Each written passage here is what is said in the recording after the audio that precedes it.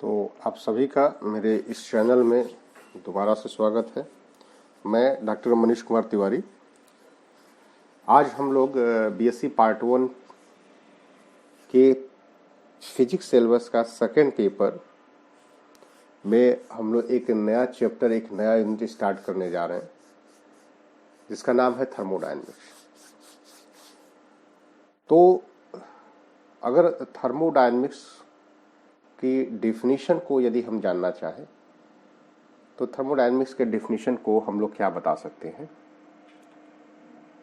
तो the branch of physics which deals with thermal energy, it's propagation and effect of the propagation on the system is called thermodynamics. मतलब physics की एक ऐसी शाखा जिसमें हम लोग हीट एनर्जी, थर्मल एनर्जी, उसके प्रोपगेशन और इस प्रोपगेशन के कारण हमारे सिस्टम पर क्या प्रभाव पड़ता है, इसका अध्ययन किया जाता है। तो इस ब्रांच को ही हम लोग थर्मोडायनेमिक्स के नाम से जानते हैं। इसको हिंदी में हम लोग उष्मागतिकी कहते हैं। अब थर्मोडायनेमिक्स से संबंधित कुछ पॉइंट्स हैं, इंपॉर्टेंट पॉइंट्स हैं, जैसे कि in thermodynamics we study transformation of heat into mechanical work. Basically ये फर्स्ट लॉ से स्टार्ट किया गया और सेकेंड लॉ ऑफ थर्मोडायनेमिक्स में इसको इम्प्लीमेंट किया गया। मतलब हम हीट एनर्जी को मैकेनिकल वर्क में चेंज कर सकते हैं, इस बात की जानकारी हमें थर्मोडायनेमिक्स से मिल सकती है और हम इसको कन्वर्ट करके देख भी सकते हैं।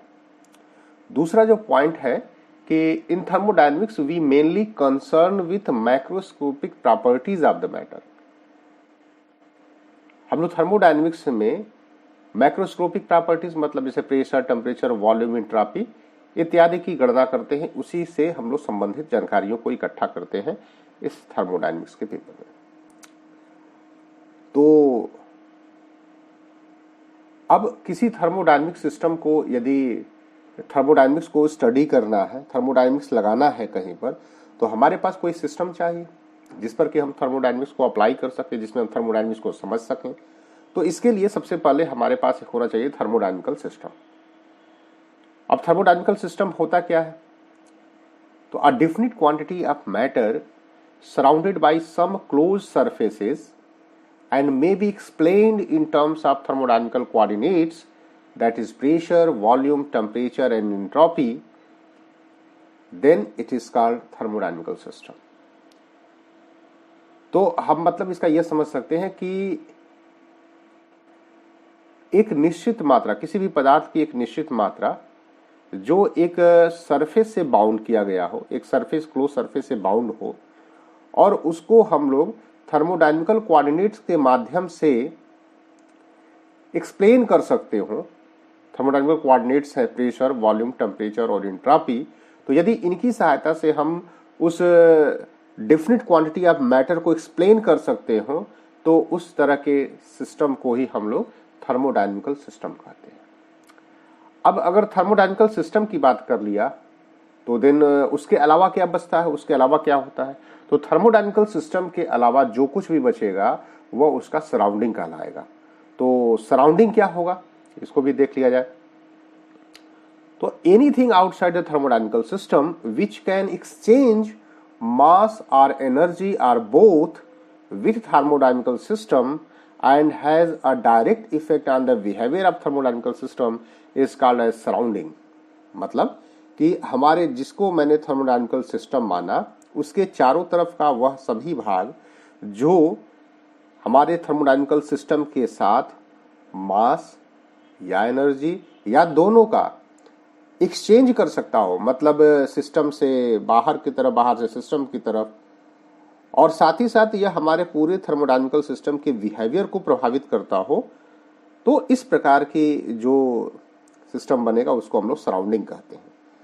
अब ये जो डेफिनेशन में मैंने बताया, तो हो सकता है कि कुछ समझ में ना आ रहा हो, तो इसीलिए मैंने इसके लिए एक ग्राफिकल एक्सप्लेनेशन की व्यवस्था कर रखा है। जैसे आप यहाँ देख रहे हैं कि हमारे पास एक डेफिनिट क्वांटिटी ऑफ मैटर है, आप ये देख सकते हो डेफिनिट क्वांटिटी ऑफ मैटर है। ये देख सकते हो, एक हमने एक रीजन से इसको बाउंड किया हुआ है। यह हमारा थर्मोडायनेमिकल सिस्टम है। और ये इस प्रकार से, और इसके चारों तरफ का जो बाकी स्पेस है देख रहे हो हिस्सा, ये सब सराउंडिंग का हिस्सा है। अब सिस्टम और सराउंडिंग में क्या कनेक्शन होगा कि सिस्टम से सराउंडिंग में या सराउंडिंग से सिस्टम में एनर्जी अथवा मास अथवा दोनों का एक्सचेंज हो सकता है। तो इस प्रकार के जो definite quantity of matter surrounded bye definite surfaces, this is called system and rest of this is called surrounding. अब हमें सिस्टम किसे मानना है, सराउंडिंग किसे मानना है, that is arbitrary matter. Means the choice of selection of system and surrounding is arbitrary. मतलब आप किसको सिस्टम बनाते हो, किसको सराउंडिंग बनाते हो, ये आप पर डिपेंड करता है। हम कहेंगे कि नहीं हमारे लिए तो सिस्टम ये रहेगा यहाँ पर, डेफिनेटली इट मे बी, ये आपका सिस्टम हो सकता है, इसमें कोई अंतर नहीं है, क्योंकि अब यह डिफरेंट क्वांटिटी ऑफ मैटर है, यह अपने इस सराउंडिंग से, यह सराउंडिंग हो गया, ये सिस्टम हो गया। तो सिस्टम से सराउंडिंग, सराउंडिंग से system, mass energy are both exchange किए जाएंगे। तो इस तरह से अब यह एक सिस्टम की तरह बिहेव करेगा।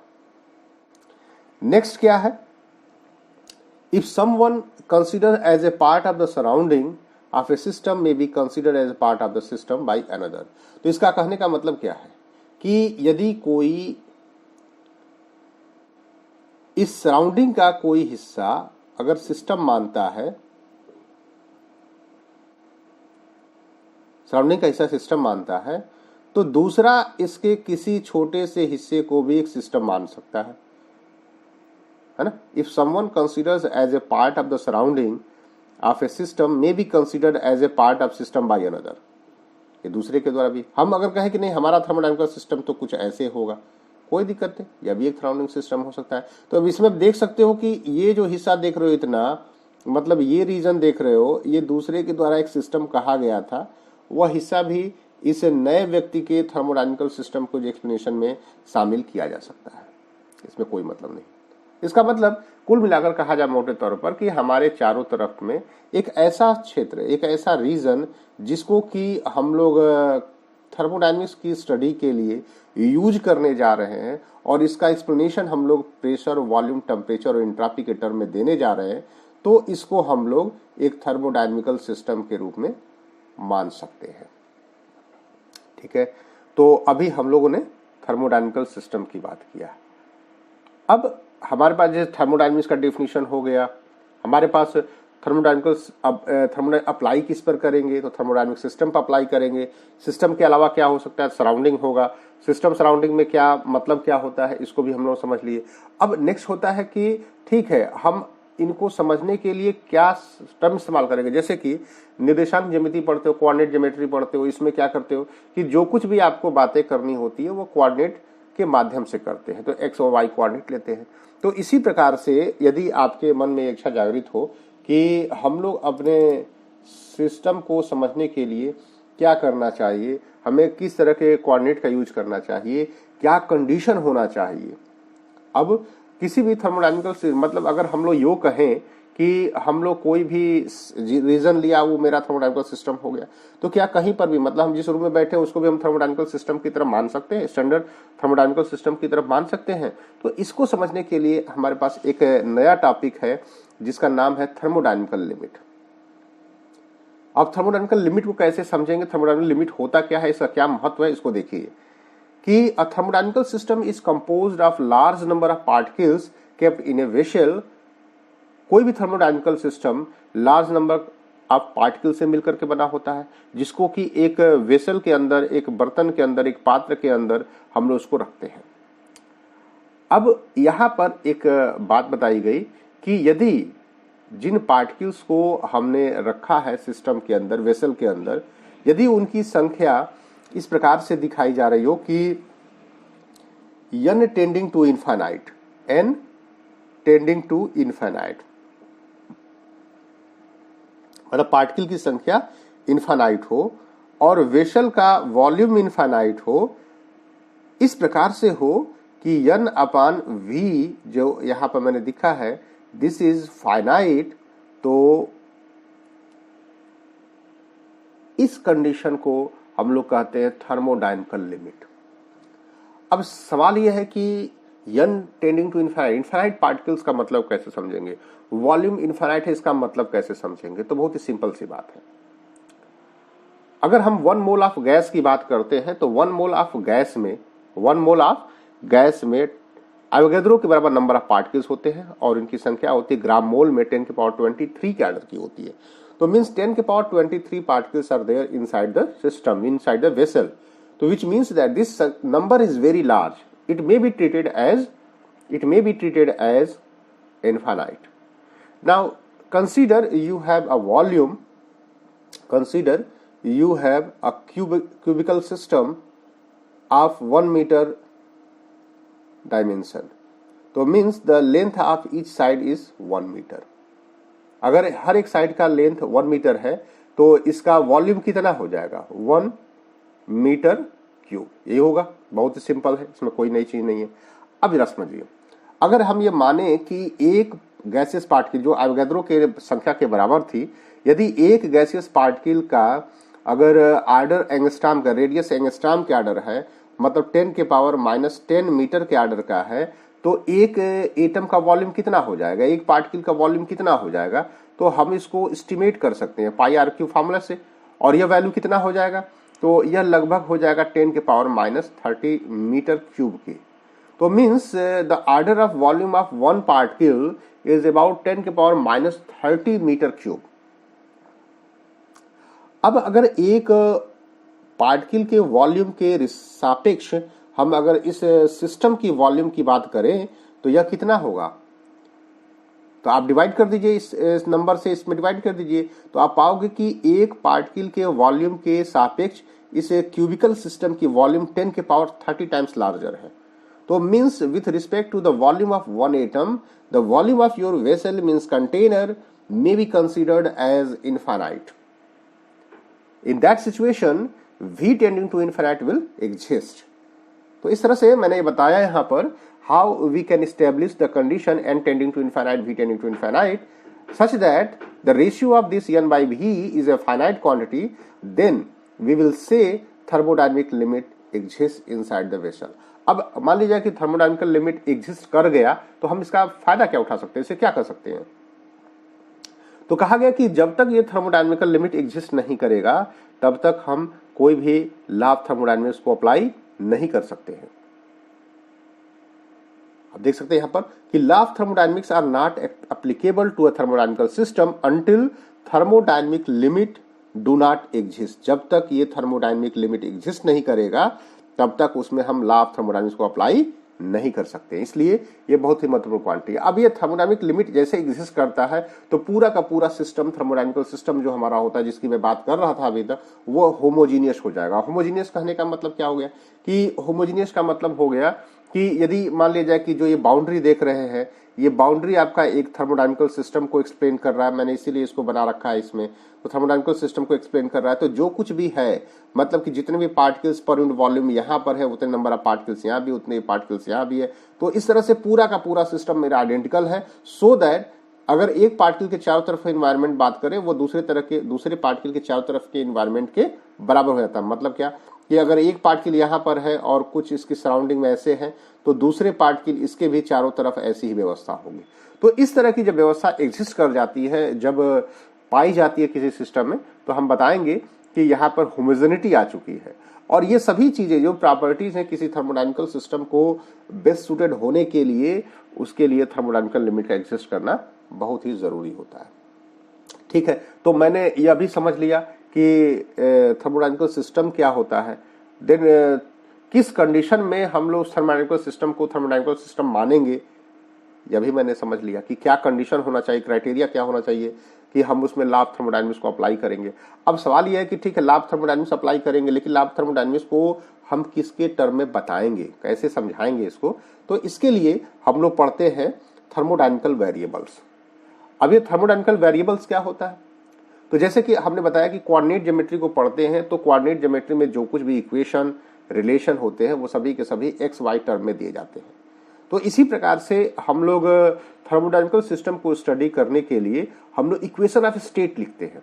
इक्वेशन ऑफ स्टेट लिखने का मतलब क्या होता है कि जैसे मान लिया जाए कि आप मैथमेटिक्स में पढ़ते हो कि कोई फंक्शन है, f is a function of x, तो इसका मतलब क्या होता है, यह कोई फंक्शन है जो एक्स के टर्म में एक्सप्लेन किया गया है, तो इसको आप बोलते हो this is a mathematical function. तो मान लीजिए 0 की इक्वल है, तो सपोज कि x square plus 1 minus 2x this is 0, ऐसे आपने बताया, तो यह आपका क्या है, एक्स का फंक्शन है, this is equal to f x equal to 0। तो यह एक एक्स के टर्म में इक्वेशन लिखा गया है ना। तो उसी तरह से हम लोग किसी थर्मोडायनेमिकल सिस्टम को एक्सप्लेन करने के लिए इक्वेशन ऑफ स्टेट का इस्तेमाल करते हैं। और इक्वेशन ऑफ स्टेट के जैसे मैथमेटिकल इक्वेशन लिखा वैसे ही मैथमेटिकल कंडीशन होता है। और वो मैथमेटिकल कंडीशन किसके टर्म में होगा, तो जो मेजरेबल क्वांटिटीज होंगी।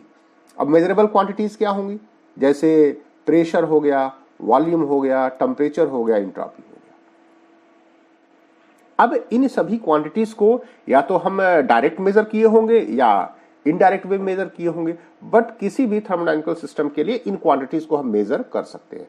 तो मैंने जैसे पहले भी बताया, डेफिनेशन बताया था कि कोई भी थर्मोडायनेमिकल सिस्टम हो जिसको कि कोई ऐसा सिस्टम हो जिसको कि हम थर्मोडायनेमिकल कोऑर्डिनेट के माध्यम से एक्सप्लेन कर सकते हैं, तो उसको हम लोग थर्मोडायनेमिकल सिस्टम कहेंगे।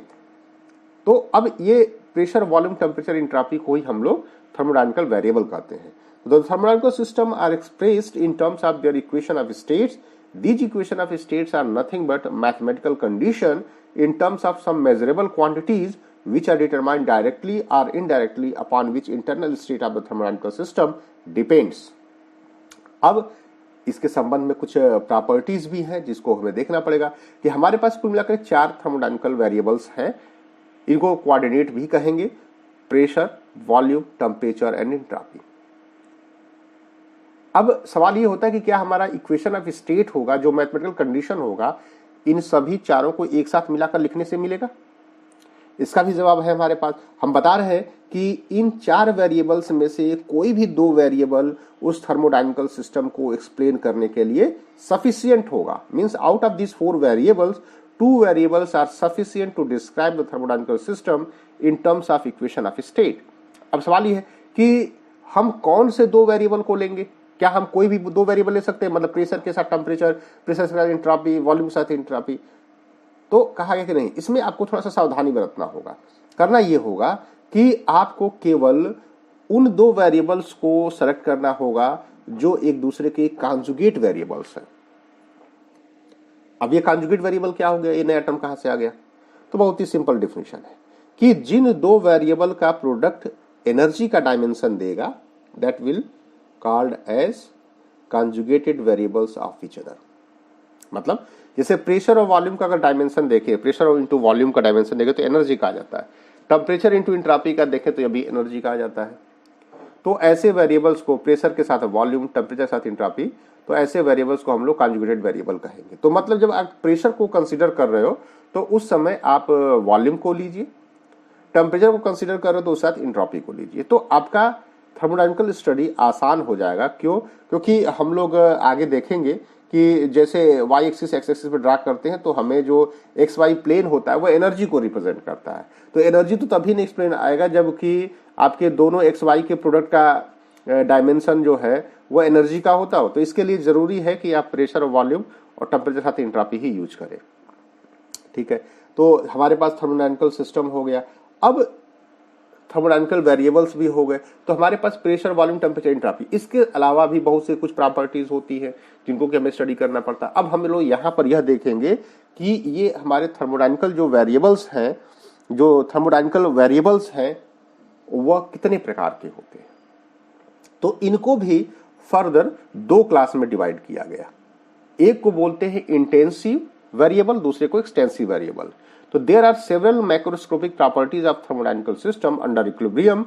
All these macroscopic parameters may be divided into 2 kinds discussed as follows। मतलब कि जितने भी मैक्रोस्कोपिक प्रॉपर्टीज होते हैं जैसे pressure, temperature, entropy, volume, density and so on, तो ये बहुत से प्रॉपर्टीज होती हैं जिनको कि हम 2 कैटेगरी में डिवाइड कर रहे हैं। पहला कैटेगरी है इंटेंसिव वेरिएबल का। तो इंटेंसिव वेरिएबल का मतलब क्या समझेंगे? तो मान लीजिए कि जैसे मैंने कहा कि हमारे पास ये थर्मोडायनेमिकल सिस्टम है, बहुत सिंपल भाषा में समझिए। तो ये हमारा थर्मोडायनेमिकल सिस्टम है। अगर हम इस हिस्से में उस चीज की कोई वेरिएबल है जिसकी स्टडी कर रहे हैं, वो वही पाया गया जो यहां पर पाया गया, वो वही पाया गया जो यहां पर पाया गया, मतलब किसी भी हिस्से में एक ही वैल्यू हो,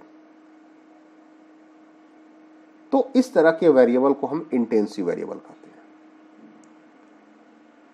अब इसका एक और तरीका हम बता सकते हैं कि जो वेरिएबल्स इस पूरे सिस्टम के मास और साइज से इंडिपेंडेंट हो तो उसको हम इंटेंसिव वेरिएबल कहेंगे। जैसे कि अगर पूरे सिस्टम को एक्सप्लेन करना है टेम्परेचर, तो आप किसी हिस्से का टेम्परेचर मेजर कर लीजिए, जो यहां पर टेम्परेचर होगा वही पूरे सिस्टम पर टेम्परेचर होगा, मतलब टेम्परेचर एक इंटेंसिव वेरिएबल है। हम प्रेशर की बात करते हैं तो इस वाल पर जो प्रेशर यहां लग रहा होगा वही प्रेशर यहां लग रहा होगा, वही प्रेशर यहां लग रहा होगा, वही प्रेशर यहां लग रहा होगा, और इसी को हम प्रेशर ऑन द सिस्टम भी कहेंगे। तो इसका मतलब यह भी एक इंटेंसिव वेरिएबल है। हम डेंसिटी की बात करें तो डेंसिटी मतलब number of particles per unit volume. तो इतने वॉल्यूम में जो नंबर ऑफ पार्टिकल्स है वो यहाँ पर, वही यहाँ पर भी है, वही यहाँ पर भी है, वही यहाँ पर भी है। तो यदि पूरे सिस्टम की डेंसिटी पूछा जाए तो यह भी कांस्टेंट ही आएगा, जो यहाँ पर है उतने की वैल्यू के बराबर ही आएगा। तो इस तरह से डेंसिटी भी एक इंटेंसिव वेरिएबल है। इसके अलावा और भी है, जैसे सरफेस टेंशन है, विस्कोसिटी है, रिफ्रैक्टिव इंडेक्स है, ये सभी के सभी इंटेंसिव वेरिएबल के एग्जांपल्स हैं। हम नेक्स्ट बात करते हैं अब सेकंड काइंड के लिए। सेकंड काइंड क्या है? Extensive variable. Those macroscopic parameters which have a value equal to the sum of its value in each part of the system under equilibrium are called extensive variable. Means हम अगर यूं कहें कि हमारे पास यह एक थर्मोडायनामिकल सिस्टम है, तो यदि कोई, जैसे हमको कहा गया कि वॉल्यूम बताइए क्या है, तो हम यहाँ का वॉल्यूम निकाल लें, यहाँ का वॉल्यूम निकाल लें, यह वॉल्यूम, सभी वॉल्यूम को हम लोग फाइंड आउट करते जाएं, और सभी वॉल्यूम को फाइंड आउट करने के बाद, हर एक हिस्से की वॉल्यूम को निकालने के बाद, यदि सभी वॉल्यूम को जोड़ेंगे तभी हमारे पूरे सिस्टम की वॉल्यूम मिलेगी। है कि नहीं ऐसा कि हर एक हिस्से की वॉल्यूम को हम जब ऐड करेंगे तभी हमें पूरे हिस्से की वॉल्यूम मिलेगी। तो यदि इस तरह की कोई ऐसी प्रॉपर्टी हो जो कि सभी हिस्सों के योग के बराबर होगा पूरे सिस्टम के लिए, तो इसको हम लोग एक्सटेंसिव वेरिएबल कहेंगे। तो मतलब कि macroscopic parameter which have a value equal to the sum of its value in each part, हर एक पार्ट की जो वैल्यू होगी उसका सम के बराबर होगा, तो इस तरह के वेरिएबल को हम एक्सटेंसिव वेरिएबल कहते हैं। अब इसका मतलब ये हुआ कि एक्सटेंसिव वेरिएबल जो है वह सिस्टम के मास और साइज पर डिपेंड करता है। एग्जाम्पल के तौर पर वॉल्यूम, मास, एरिया, लेंथ, एंट्रोपी, etc। अब मान लीजिए कि हमारे पास उदाहरण के रूप में समझाया गया कि x1, x2, x3 क्या है, कोई मैक्रोस्कोपिक प्रॉपर्टीज है। अब अगर ये कहा जाए कि ये इंटेंसिव वेरिएबल है, तो अब क्या लिखोगे कि x1 equal to x2 equal to x3 equal to x बताओगे। अब यही कहोगे नहीं, x1, x2, x3 जो है जिस पैरामीटर को एक्सप्लेन कर रहे हैं वो एक्सटेंसिव वेरिएबल है। Then what you will have, then x is equal to the sum of these individual values। ठीक है, तो आज के इस लेक्चर में हम लोगों ने थर्मोडायनामिकल सिस्टम क्या होता है, थर्मोडायनामिकल सिस्टम के लिए क्राइटेरिया क्या है, थर्मोडायनामिकल सिस्टम को हम कैसे एक्सप्लेन करेंगे, और जिन टर्म में हम एक्सप्लेन कर रहे हैं उनको हम कितने तरह से डिवाइड कर सकते हैं। मतलब कि जी हम थर्मोडायनामिकल कोऑर्डिनेट्स के टर्म में बात कर रहे हैं, तो थर्मोडायनामिकल कोऑर्डिनेट्स क्या होते हैं और वो कितने टाइप के हो सकते हैं, क्या सभी थर्मोडायनामिकल कोऑर्डिनेट इतने ही है। तो इन सभी चीजों को हमने स्टडी किया। तो आज के लिए बस इतना ही।